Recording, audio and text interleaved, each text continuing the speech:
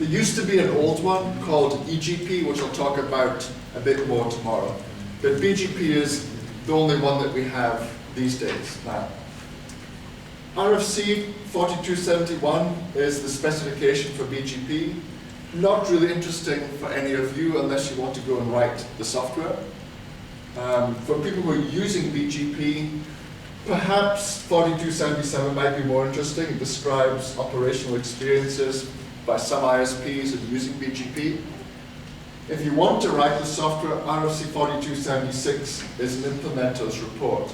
So what difficulties they've had and so forth. We heard about AS numbers, autonomous systems beforehand. So autonomous system is very important for BGP. It's how the routing protocol does policy and best path and so forth through the network. The autonomous system is how BGP sees the internet. Path vector protocol, which I won't talk about. Path vector, you can read about it in RFC 1322. It's a bit like distance vector, but rather than the number of hops to the network, it works on the AS path. Relies on incremental updates, got a huge number of options for doing policies. We'll talk about those tomorrow. Supports CIDR, of course. Widely used internet backbone. Another thing I wanted to talk about path vector protocol is it does some best path calculation based on the actual AS path running through the network. And you don't really need to know much more about it. If you want to read how the path vector protocol works, have a read of RFC 1322. So it's essentially, it pays attention to where the paths have gone through the network, and so forth. There's not much point covering that. Definitions, we've seen transit, we've seen peering, we've seen what default routes are. These are important in BGP. Transit means you're carrying traffic across the network. Peering, you're exchanging routing information and traffic, usually done for free. And default is where we send traffic when there's no match in the routing table. We've seen the default free zone. If you carry the full BGP table, you are in the default free zone. We've seen the peering and transit example. We know what an autonomous system is. The only thing I'll add here is the autonomous systems are uniquely identified by a 32-bit integer. And so autonomous systems today are all 32-bit integers. So looking at some of them in detail, well, for many years, autonomous systems were only 16 bits. So 0 to 65535. But in 2004, 2003, they were first talked about extending.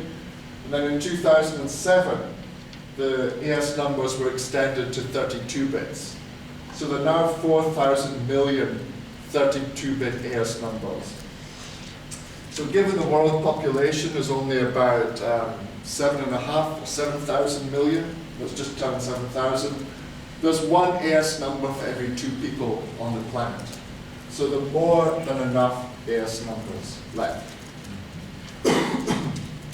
So the public internet's using 1 to 64,000 or thereabouts. There are only about 2,000 or 3,000 of these left. 3,000 of those left. We've got some private AS numbers on here, 64512 to 69534. And then we've got the new public AS number range, 65552 and above. So certainly if you go to APNIC now and apply for an AS number, you'll get a 32-bit AS number. That's what you'll get.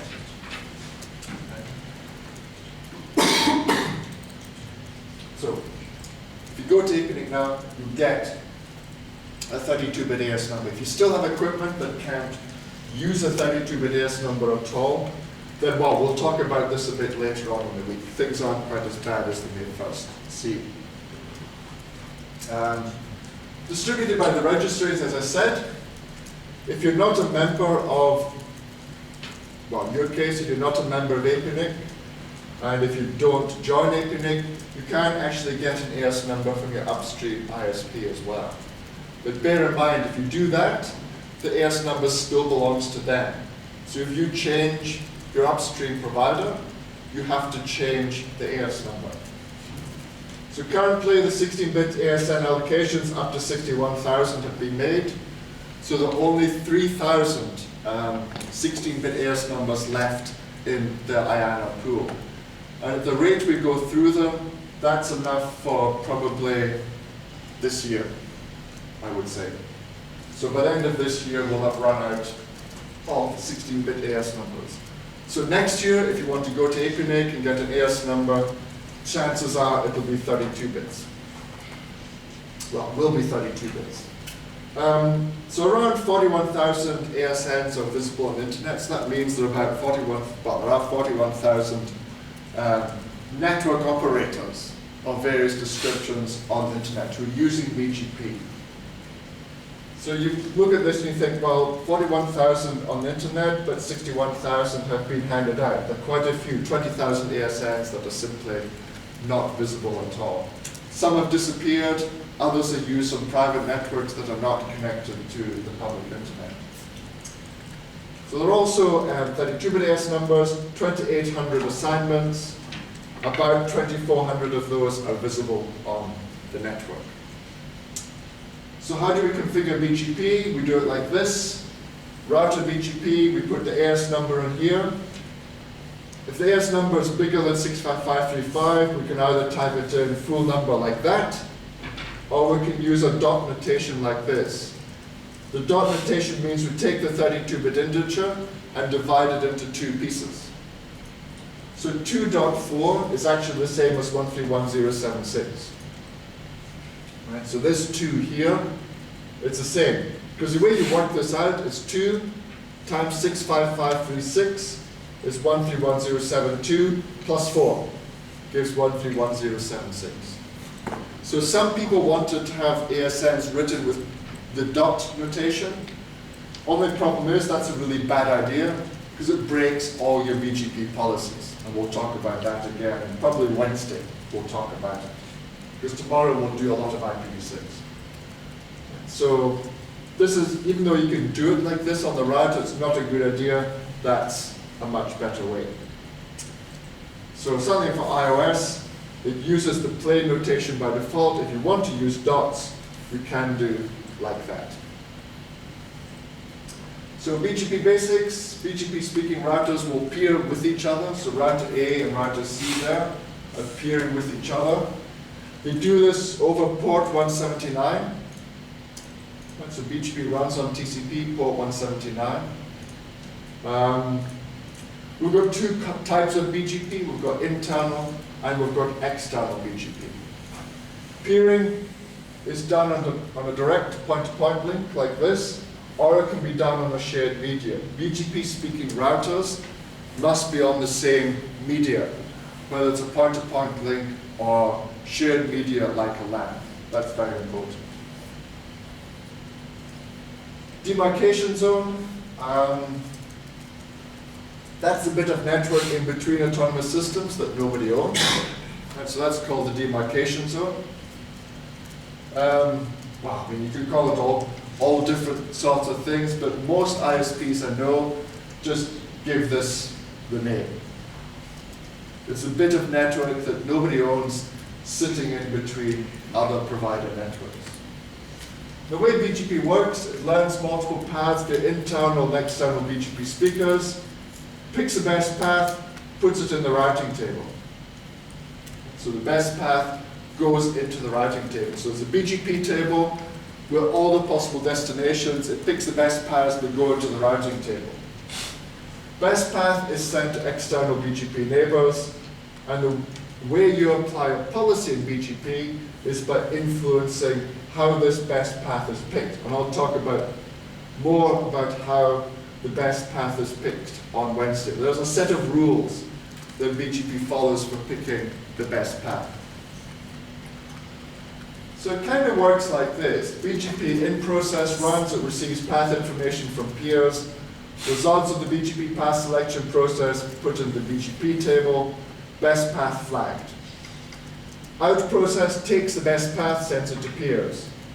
Best path stored in the routing table, and that gets moved to the FIB if The prefix length is unique, and it's the lowest protocol distance. So you find the global rib will see it'll see the BGP path if that is the actual best path there. So the picture looks something like this. You've got prefixes coming in, going through the BGP process. Some are discarded, others are accepted. Those go to the routing table, which then go to the forwarding table, and the best path is taken by the BGP out process and is sent out to the neighbors. So if you look at the BGP table on the router, you do show IPBGP summary. You see a list of neighbors and the number of things to process in the input queue and the number of things to process in the output queue. So as I said, BGP is used externally and internally. So we've got IBGP, we've got eBGP. So IBGP is used to carry some or all internet prefixes across the ISP backbone and the ISP customer prefixes. Whereas eBGP is used to exchange prefixes with other ASs. Right? So even though it's one protocol, the function splits into two. One used internally, the other one used externally. So the model is like this.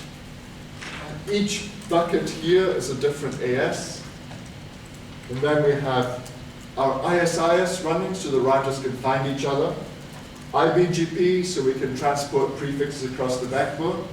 And then eBGP to move prefixes from one AS to another AS. So that's how it all works. External BGP runs like this. The external BGP speaking routers must be directly connected. That's very important. So router A and C are on the same physical wire here because there's no other routing protocol running underneath. They're on the same actual wire. There's no other routing protocol there at all. So they need to be directly connected. Some people will try and run, say, OSPF here. Don't do this. That's an interior routing protocol like OSPF. Is only meant to be used inside your AS. It's not meant to be used in the link there. Right? This needs to be direct connection. So this router A is on the same LAN as this router C, which is how I've drawn it. So we look at the configuration. Router A, it's sitting on that Ethernet. It's got an address on the Ethernet. And then we do router, BGP. We put our AS number in here. Talks to a neighbor on the same LAN. Notice, same LAN. Remote AS, we put our remote AS number in there. We don't actually need to say, this is external BGP. The router works it out. If the AS number is different, it's external BGP. If the AS number is the same, it is internal BGP. So that's how we do it. Router BGP 100, our local AS, and this is our remote AS in there. We move on to router C. Again, we're on the Ethernet. Here we're now in AS 101, talking to a router in AS 100. I've also got things like filters and so forth. We'll get to filters later on. We'll do filters on Wednesday, so you can see how those work. But any good BGP session needs to have filters on it. If we look at internal BGP, actually the rules are different. For starters, you don't need to be directly connected. Now eBGP, you have to be, but IBGP, you don't have to be. But what you have to have is that every IBGP speaking router must speak to every other IBGP speaking router in the network. So this requirement to be fully meshed. The reason is purely down to the IBGP rules. IBGP only passes on prefixes from outside the autonomous system or are originated locally on the router. If an IBGP speaker learns a prefix from another IBGP speaker, it won't pass it onwards. The reason for this is that early BGP implementations, the developers were afraid that routers will get lots of duplicate updates and that would overwhelm the processor. Remember, back in the early 90s, the routers had less CPU than your mobile phone. Right? Your mobile phone today is more powerful than the routers in the early 90s. So the design of BGP was kept simple so that it could scale. And remember, again, in those days, if a network had 10 routers, it was considered a big network. I mean, when I joined the ISP in 1993, January 93, there were 1, 2, 3 routers in the network. And we bought a 4th one, and that was considered a very, very big thing. We now had 4 routers in the network, and running IBGP between these 4 routers. But as you can see, today this could be a bit of a problem. You know, many networks are running 3,000, 5,000, 10,000 routers. So trying to do a full mesh BGP for 10,000 routers is too much. But anyway, we'll come to that later on in the week. Right now, IBGP speakers need to be fully meshed. So yeah, IBGP peering looks something like this, right? You don't care where the routers are in the network, you need to talk IBGP with every single one. So when we do the LAN and we do IBGP, we set it up with 13 neighbors. We've got 14 routers in the network. The second thing that's important is that we need to set up the peering between loopback interfaces. Okay, we set up the peering between the loopback interfaces. Now, we can run IBGP on point-to-point links like this. But what happens when this link goes down? Well, the IBGP session between router A, B, and C goes down as well.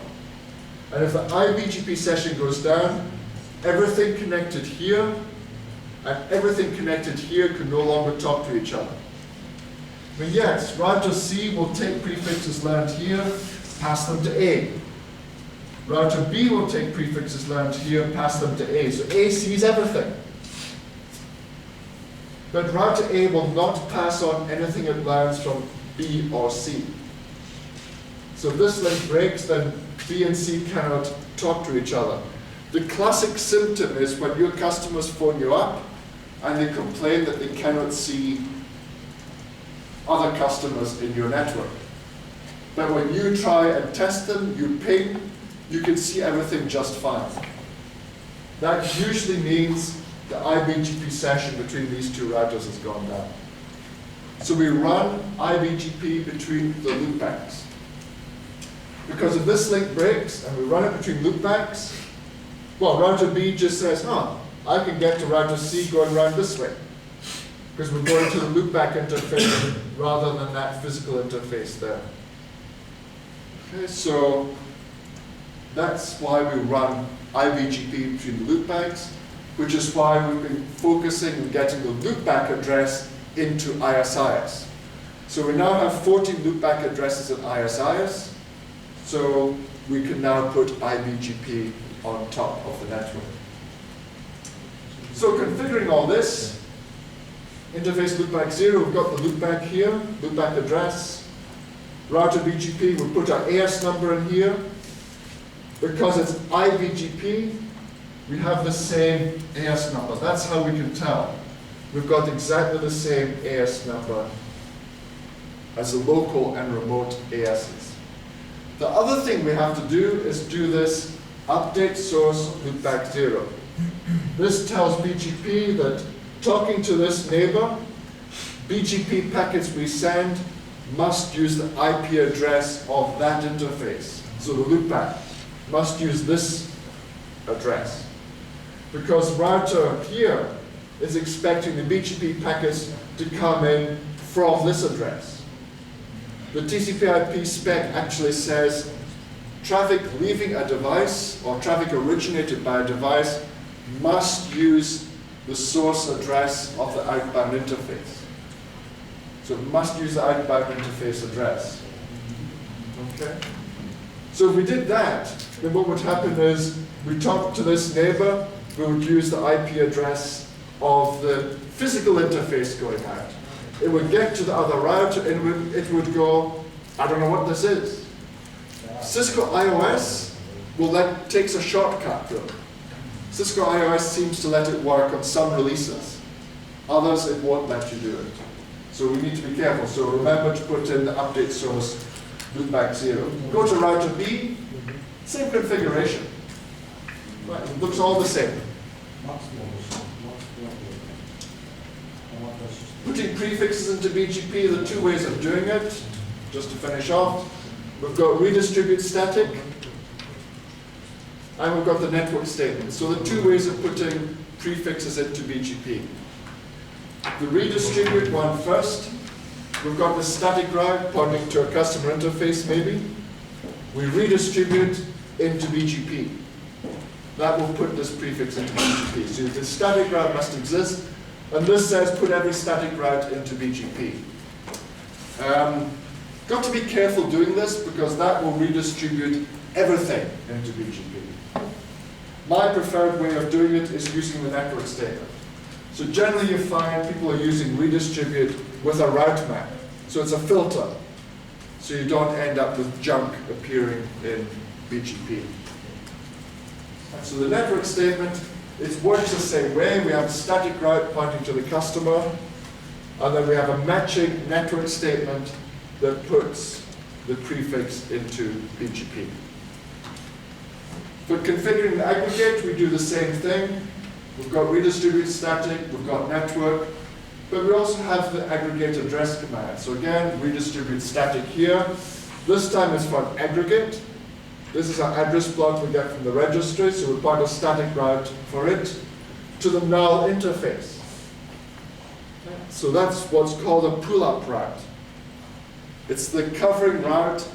So if there's no more specific destination in your network, traffic that comes in for this address space will be discarded silently by the router. This is a good security tool, a routing security tool.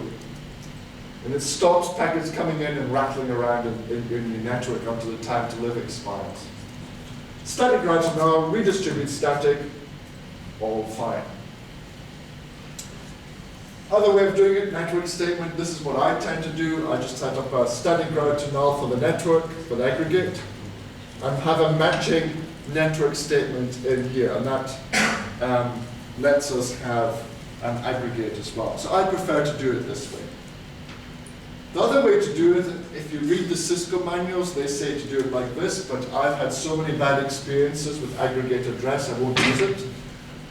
Again, we have a network statement, aggregate address command, and this says, announce this aggregate if there's a more specific entry in BGP. And that's the problem. Because if a more specific entry disappears from BGP, the aggregate disappears as well. And you as an ISP never want your aggregate to disappear. And that's very, very dangerous. If your aggregate disappears, as we'll talk about on Wednesday, you disappear from the internet. And it causes all sorts of instability for the network when your aggregate comes back. So I don't like aggregate address, even though there's a command to do it. So by the time we get to the end of this lab, show IP BGP summary will look like this. And you've got your neighbors here, BGP version number, you've got the AS number, we're all sitting in AS10. We've got the chatter that's happening, how many updates awaiting the input queue, the output queue, the two BGP in queues, out queue processes, how long the peering has been running, and the number of prefixes in that peering. And of course the BGP table itself. I'll explain this after the break, what we should see in there, next hop addresses and so forth. So that's typically what you're going to see in the BGP table. Okay. So, summary of all this. So we've talked about BGP4, iBGP versus eBGP, how to do stable iBGP, so peering with loopbacks, and how to announce prefixes and aggregates. And that's it. So that's actually all you need to do to get iBGP running on your network. Literally as simple as this.